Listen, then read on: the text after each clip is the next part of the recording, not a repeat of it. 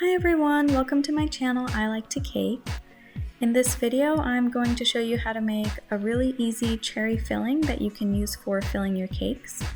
You can also substitute pretty much any kind of fruit for the cherries. So let's get started. We're going to start by placing our pan on the stove and add in 2 cups of halved pitted cherries, as well as half a cup of sugar. Now the amount I'm making here is enough for a 6 or 7 inch cake where you're going to fill 2 to 3 layers with this cherry filling. And now we just turn the stove on to a medium heat and let all of the cherries release their juices, and that'll help dissolve all of the sugar. Just make sure you stir this around every so often. I also like to add a pinch of salt just to bring out a little extra flavor.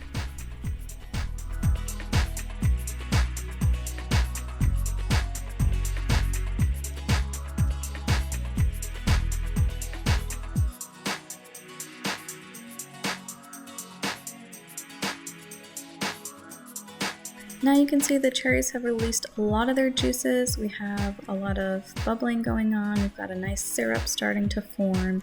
So now we want to make our cornstarch slurry.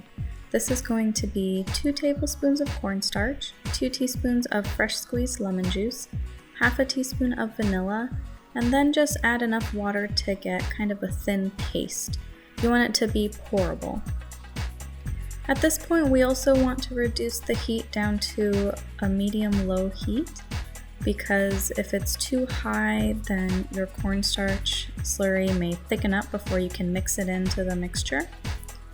So once we've turned the heat down, go ahead and pour the cornstarch slurry in and try to mix this up right away, because again, if you don't mix it through, you'll end up with these kind of clumps where the cornstarch was not mixed into the rest of your syrup very well.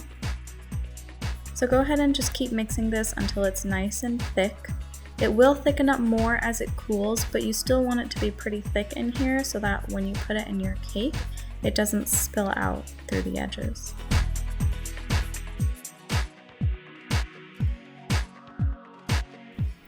So this has been cooking on a low heat for a little while now. It's just been simmering away and getting thick.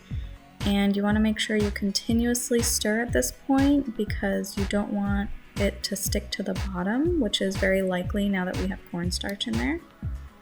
And once we're happy with the thickness, we can go ahead and turn off the heat and set this aside to cool down. You definitely want to make sure this is not warm when you put it in your cake, because it could melt any other frosting that you have in your cake. And that is our really simple cherry filling. You can use it for cakes. You can actually use the same kind of thing for cherry pie, maybe add a little almond extract.